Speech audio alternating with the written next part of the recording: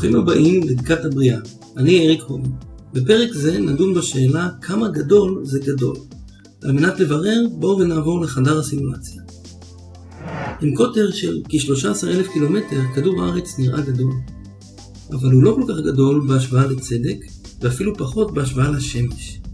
או אם נצא מגבולות מערכת השמש לכוכבים כמו ארקטורוס או אנטרס.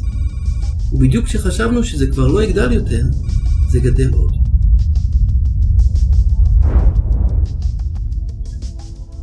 זה כדור הארץ. פתאום משתנה קצת הפרספקטיבה, לא? מה הפלא שאלוהים אמר, השמיים כיסאי והארץ אדום רגלי? ללמוד יותר על הבריאה, בקרו אותנו באתר creationminute.com.